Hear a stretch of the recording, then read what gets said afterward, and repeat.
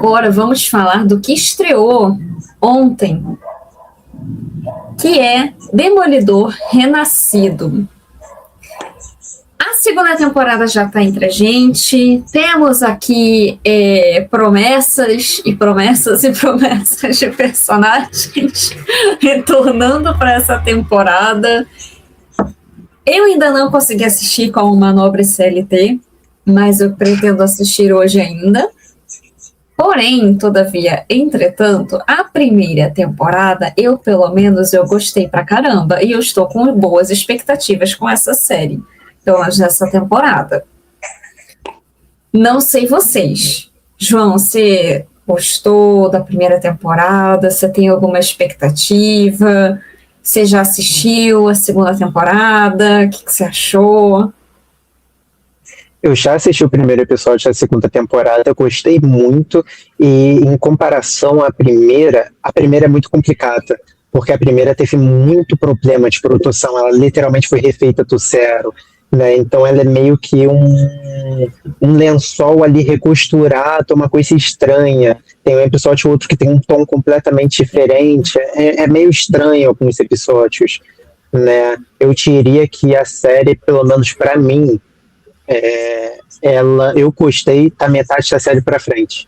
A primeira metade, ela só é estranha, né? Eu tenho algumas partes boas, mas eu estranhei bastante, né? Mas eu fecho que é porque teve exatamente essa diferença aí de ter que ser refeita.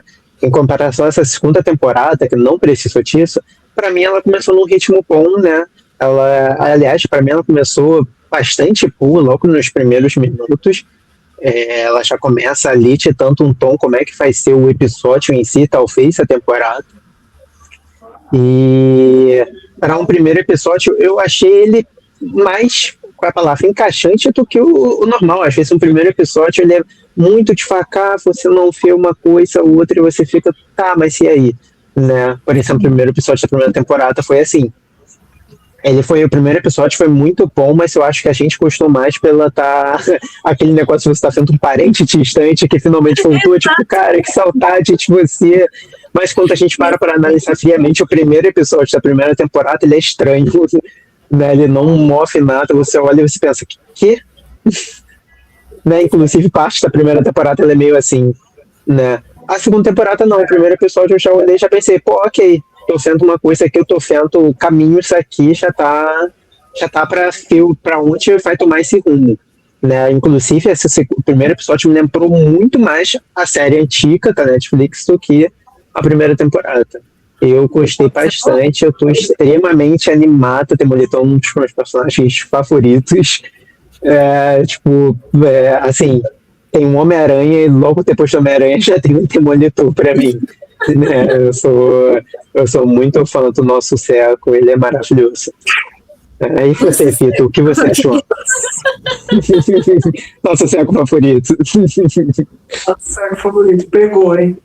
Pra contextualizar aqui, tá, gente? Pra quem não sabe, a primeira temporada ela foi feita para um formato maior, né? Ela tem 9 episódios, mas ela foi feita para um formato de 18 episódios. E quando teve troca na produção, teve um monte de coisa, troca de roteiro, tiveram que reescrever, basicamente reestruturar mais da metade da temporada. Então fica com essa estranheza aí, como a João falou. Da primeira metade da frente, eu tô terminando de rever a primeira temporada, mas da metade pra frente, assim, você parece que é outra série, não parece nem que é a mesma coisa, porque na primeira parte a gente tem toda aquela trama envolvendo o Tigre Branco, envolvendo o tribunal ali, e na segunda parte já é mais voltada para ação, já é mais Demolidor.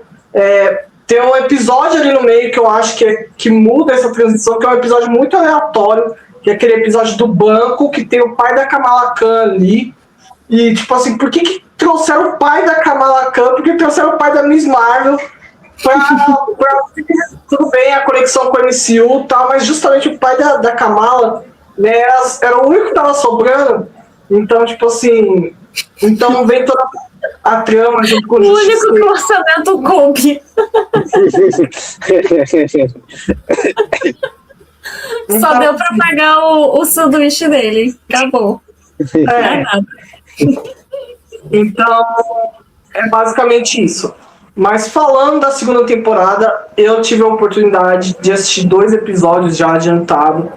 E como a Tabata falou, né? Se ela já gostou da primeira, na segunda, então ela vai pro céu. Porque essa segunda temporada, ela, como a João falou, ela se parece muito mais com a série da Netflix. Né? Aqui a gente tem não vou dar spoilers aqui nem nada, mas falando de questões técnicas, as lutas estão muito mais bem coreografadas, as transições entre as cenas estão muito melhores, a fotografia da série está linda, a fotografia segue um padrão ok ali, não é igual na primeira temporada, que a gente tem uma troca ali muito grande de padrão de qualidade. Então, pra mim, tá muito legal. A gente vê um Matt muito mais brutal aqui. Ele tá com sangue nos olhos mesmo. E eu acho que isso lembra muito o que a gente viu lá da primeira, da terceira temporada da Netflix. Né? Ele literalmente vestiu o diabo de Hell's Kitchen, né? Então, é basicamente isso. O que me chama a atenção também é a força-tarefa do Fisk, não dando grandes spoilers, mas você percebe, principalmente lá mais pra frente, mas você vai perceber que ela pincela muito sobre temas atuais, sobre o ICE, sobre essa questão. Então é uma trama que fala muito sobre o que a gente está vivendo atualmente também.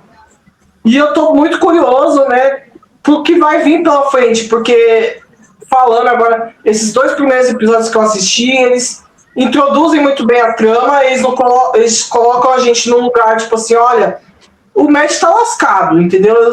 Ele tá ferrado. Então, ele vai ter que se virar nos 30 para poder, né, sair disso. E uma trama que sempre me chamou muita atenção desde a primeira temporada é a da Bibi, né, a repórter ali, que é sobrinha do Ben Urich. E nessa segunda temporada a trama dela me chama ainda mais atenção. Então é uma trama que eu quero ver mais de perto ali. E como você falou no começo, né, tem promessas e promessas aí de personagens. Já foi confirmado que o Justiceiro não estará entre nós nessa temporada. Né, ele estava gravando lá o filme Homem-Aranha, ele vai ganhar um especial agora para o Disney Plus.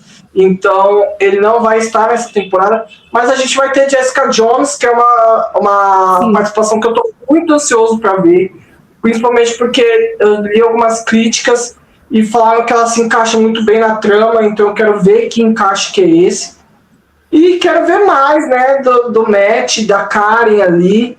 Eu estou muito curioso para onde essa temporada vai levar e ver mais dessa questão, dessa dinâmica aí com os dias atuais também, que eu achei muito legal.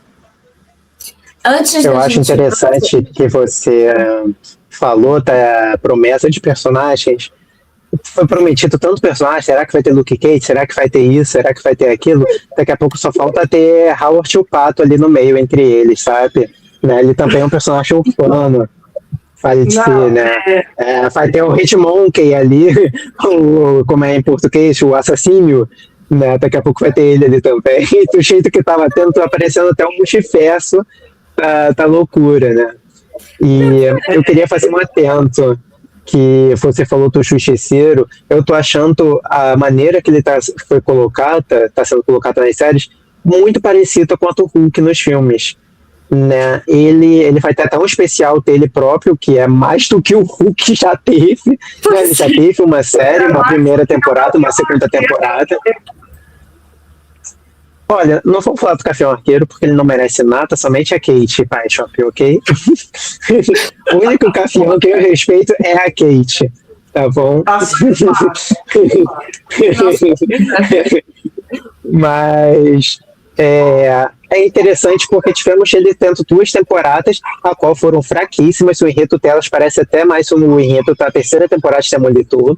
Né? Ela é tão esquecida que as pessoas nem lembram de que um dos personagens que mais move a trama na primeira temporada de Justiceiro é o ator que faz o Coisa no Quarteto Fantástico.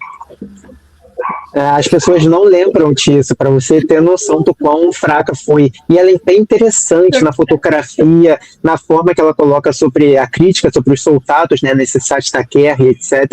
Até a intro tela, que é o Anto Metallica, é incrível, mas ela é tão esquecida, tão apacata, e me entristece como é toda a forma que é colocado o Justiceiro. Ele é colocado na primeira temporada, né? Ele vai passar muito batido por essa segunda temporada, que ele não tá nem nela, e vai ter um especial que eu espero muito que faça jus ao que é o personagem, de verdade, e torcer que talvez conclua ou continue o que ele tá fazendo, né, no filme do Homem-Aranha, mas eu acho muito estranho a forma que é colocado o personagem. Me incomoda um pouquinho quando é feito isso com um personagem tão... ele é usado de bengala, de apoio, somente para algumas coisas. Né, eu acho bem triste. E pegando aqui o gancho. Um último asterístico. Não, pode falar. Pode ir, João. Não, pode ir, João. Pode ir, João. Não, é só uma coisinha de que... Termina o pensamento, aí depois a gente vai para a pergunta do Clayton.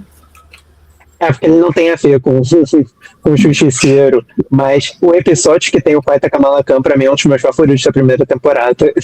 Não por causa do enredo, mas porque parece... Mas é muito bom. Sim, o problema dele é esse, ele é aleatório. Se ele fosse literalmente o primeiro episódio da primeira temporada, seria absolutamente incrível. Mas ele tá no meio da temporada e ele é muito estranho, mas parece que ele, pra mim, é o melhor episódio da temporada, porque parece que literalmente foi uma ótima adaptação do quadrinho. Inclusive, por justamente aparecer o pai dela, tipo, o quadrinho é muito isso, tá ligado? Um bagulho que tu olha assim, eita caraca, o que tá o cachorro que acompanha, já que sou o Gavião Arqueiro, né? O cachorro que acompanha o Gavião Arqueiro aqui do nada, na história, sabe? O quadrinho é muito isso, então pra mim esse episódio é maravilhoso, esse é meu último asterisco, falei muito. Não, falou perfeitamente. Vamos só pegar o gancho aqui do Clayton, da temporada ter alguma ligação com o filme do MCU. Vitor, depois João você fala também. O que você acha? Porque eu acredito que possa ter alguma ligação para filme, sim. Pode não ter o mesmo afinco lá que tinha no começo do MCU, mas eu acho que pode vir. Principalmente com Homem-Aranha. Então, a gente, pegando também do que vocês falaram, né, dessa questão que a gente tá falando de prometer muito personagem também, já entra direto nessa questão, né, do MCU. A gente espera, né, que tenha alguma coisa, né, o pessoal que foi comigo ali, basicamente assistir também, basicamente assistir os 2 primeiros episódios, a gente estava discutindo isso, né? Será que vai aparecer? Será que vai ter alguma ligação? Porque o Fisk com essa questão do antivigilante, né? E o Homem-Aranha agora que é um herói desconhecido, então se ele entra nessa questão, né? Ou se ele ainda lembram dele como parte dos Vingadores, mesmo que não lembrem da identidade dele. Então acho que é uma pergunta que os filmes vão ter que responder. E a gente até se perguntou, né, será que o Homem-Aranha faria uma participação e tal? Eu ainda brinquei ali, falei, olha, eu acho difícil, porque eu acho que a série não tem orçamento para pagar o salário do Tom Holland, né? Então, eu acho mais fácil. Eu acho mais fácil o Matt aparecer no filme do Homem-Aranha de novo, né, porque ele apareceu lá no último filme, do que o Peter Parker aparecer. Mas eu espero que sim. Eu ouvi algumas pessoas dizendo que não tem ligação, mesmo com o filme do Homem-Aranha batendo na porta. Ouvi algumas pessoas falando que não, mas eu de verdade espero que sim, e espero que principalmente com essa questão, né? O Rei do Crime é um dos principais vilões também do Homem-Aranha, né? Ele aparece muito como Homem-Aranha em algumas histórias.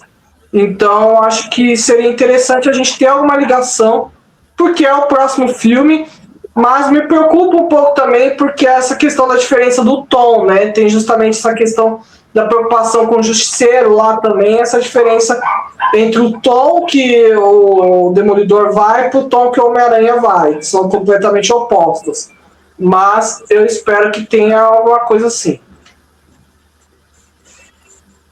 Esse é um meio muito estranho, né? É um espaço ali, né, naquele diagrama de Venn, que fica aquela brechinha entre os dois, né? Esse é um meio muito estranho.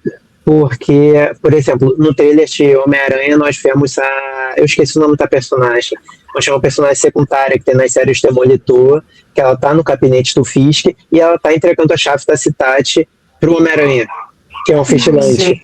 Né? E aí você fica tipo, não faz sentido com a trama da série do Demolitor. Né? Então nós temos coisas do filme que são da série, mas será que a gente vai ter vice-versa, né? É muito estranho porque eu não consigo não pensar no Homem-Aranha sendo Homem-Aranha não estando nesse meio, tipo, caraca, os vigilantes são agora proibidos, etc, ele não aparecer, não tem nem menção, não tem nada dele, é muito estranho, eu sei que não vai ter, eu não tenho nem expectativa que tenha, mas fica aquele gostinho, tipo, eu vou até fazer uma piada com São Paulo agora, mas é tipo eu sei que tem alguns lugares que tem pizza, sei lá, de calabresa, alguma coisa que não tem queijo se você não pedir. É tipo isso, você come a pizza e cadê o queijo? Né? Deveria ter o queijo ali. Não, calma, é só uma piada. Só uma piada. Queijo não existe, isso aí é toscana, entendeu? Ó, o paulista aí falando. Fiquei no ponto sensível. Perdão. Foi o ponto mais sensível da live inteira, essa.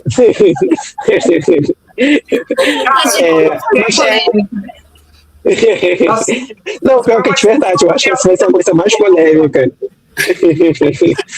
Não, mas é estranho isso, porque você sente falta de alguma coisa ali, sabe? E eu fico pensando, cara, como é que eles vão explicar no Homem-Aranha o tentáculo? Como é que vai ter um justiceiro e tem relação com o tentáculo? E se o tentáculo fizer alguma coisa que vai perpetuar e que, pô, são dois meios diferentes, né? Quer dizer, a Marvel vai voltar para aquele negócio de você tem que assistir tal coisa para ver isso? Né? Quer dizer, as pessoas vão ter que assistir o filme do Homem-Aranha para ver uma possível terceira temporada de Demolitor, para entender o porquê o tentáculo tá de volta. É até estranho, né? Como eu falei. Às vezes as pessoas, tipo assim, o feitiço lá, até faz com que as pessoas se lembrem que o Homem-Aranha foi pro espaço, lutou com Thanos, blá blá blá blá blá blá. E ele não é considerado um vigilante, mas ao mesmo tempo o Fisk meio que, entre aspas, menciona ele lá no começo da primeira temporada, quando ele vai concorrer a prefeito. E já fala da política antivigilante, né? Ele fala de homens com máscara de aranha, alguma coisa assim. Não, ele fala de escaladores de parede. Escaladores.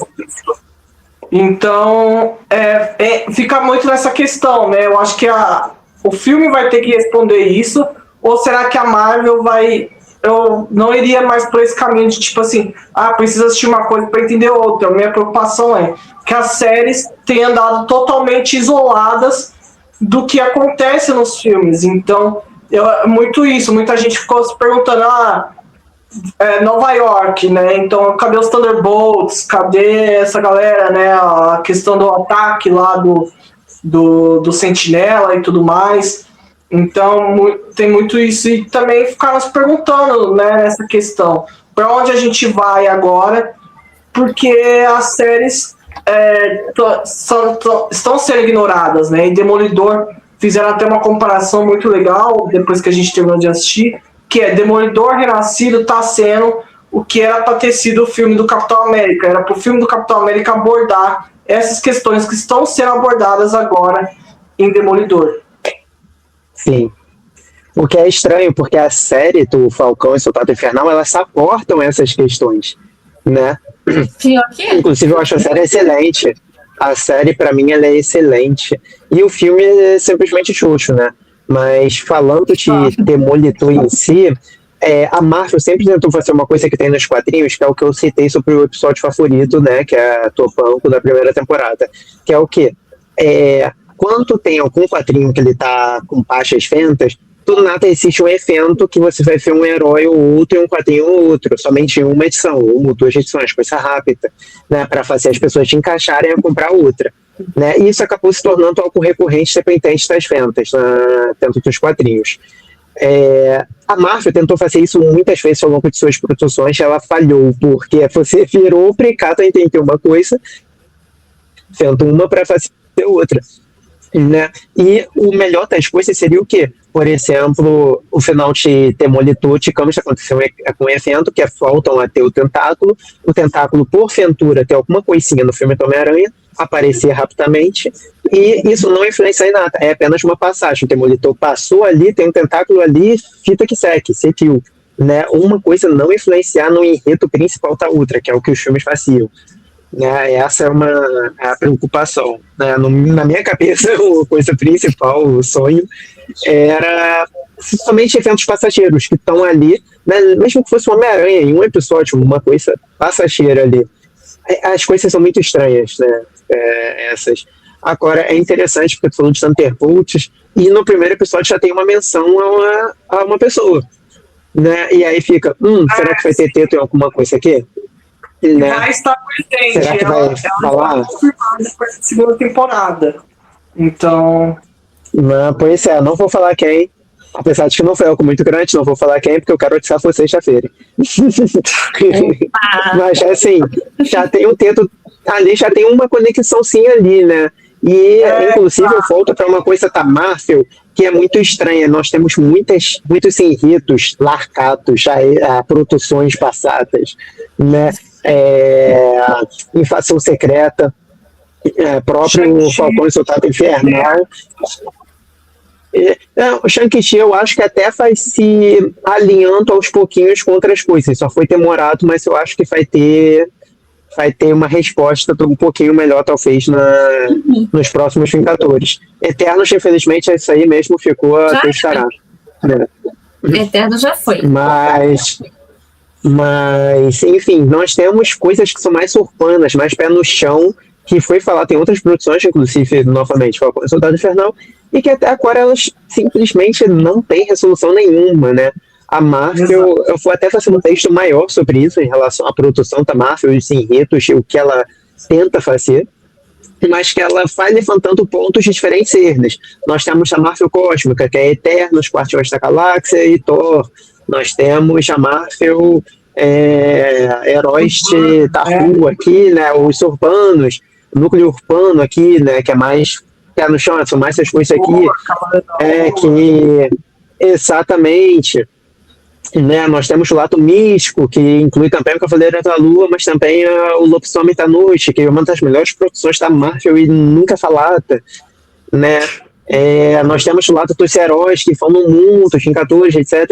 Então ela abriu todos esses negócios, ela não conseguiu deixar junto, ela não conseguiu. Sou eu simplesmente arrumando minha casa e começando a varrer a sala, parar de varrer a sala para começar a lavar a louça, eu paro de lavar a louça para colocar a roupa na máquina e eu não termino de fazer nada. Isso é a Marvel. Né? A Marvel tá com TTAH e não tá sabendo lidar. Exatamente isso. O Kevin Feige, depois de Vingadores Ultimato, eu acho que ele só falou assim, cara, faz aí, vamos lançando. Vai. Aí veio WandaVision, veio Loki, veio Miss Marvel, veio Cavaleiro da Lua, veio She-Hulk, que inclusive Demolidor participou de She-Hulk. Então, tipo assim... Excelente, pessoa de arte. Ele foi marmita da She-Hulk, entendeu? Então, tipo assim, muito legal. Mas, então, tipo assim, ela tentou criar conexões, só que ao mesmo tempo ela não criou nada. Né? O Bruce Banner aparecendo lá em Shang-Chi, a Capitã Marvel também, o Wong. E pra onde isso foi? Pra lugar nenhum até agora, né? Então, a gente tem o Pantera Negra, o Namor, e tudo isso acaba que a Marvel não tá indo pra lugar nenhum. A Marvel falhou na missão que ela mesma conseguiu concluir lá na Saga do Infinito, e ela tá falhando agora simplesmente porque ela não sabe mais o que fazer, ela tá totalmente perdida. Sim. Depois dessa, eu não tenho nem o que falar, porque de fato ela tá totalmente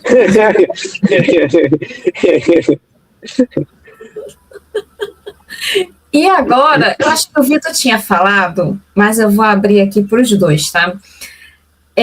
Quais são as expectativas de vocês para esse futuro do MCU, tanto nos próximos episódios de Demolidor, quanto para o próximo, na verdade, o próprio MCU, né? Filmes e outras séries por aí que a gente tem confirmado até agora, porque A gente sabe que a Marvel tem essa mania de querer juntar os universos. A gente sabe, como a gente falou agora, que ela tá meio perdida no rolê, não tá sabendo lidar com muitos personagens e produções diversas, principalmente com o calendário, tanto que ficam tentando reagendar coisas. Então, assim, eu não sei se talvez eles estejam fazendo reuniões e reuniões e reuniões e reuniões para tentar ajustar o universo da Marvel, ou se eles estão na mesma pegada, ainda perdidos, ainda igual cego em tiroteio, como nós cariocas gostamos de falar. Eu já falei muito, vai lá, Jó. Olha, se deixar, eu tô até para fazer um texto, então eu tô muito tempo sem fazer coisas na minha página no Instagram. Faz sair esse texto, que eu vou falar bastante dele completo. Mas eu particularmente, eu acho que é um momento ótimo para a Marvel se reinventar, ela se explodir e se reconstruir. Né? Ela está lançando menos produções do que lançava antes. Sim. E eu acho que agora seria um bom momento para ela parar e começar, tipo, devagarzinho, beleza, vamos começar a encaixar essas coisas aqui. Né? Eu acho que a coisa mais promissora são os próximos anos, né? Que vai ter os filmes dos Vingadores, e aí vai começar a vir os Mutantes, e por aí vai. Então eu acho que essa coisa mais promissora, todavia ela está completamente perdida, sem saber o que fazer, e é um caso complicado. Ela já chegou ao seu auge há quase 10 anos atrás, porque já tem quase 10 anos de que a Saga do Infinito se completou, né? E pois é.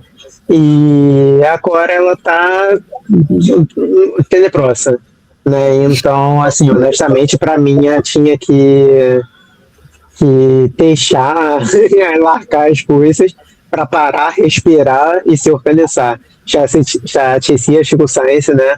Que eu me desorganizando, posso me organizar. E é a melhor coisa que tem. Exato. Eu concordo com você e com o Clayton também, ó.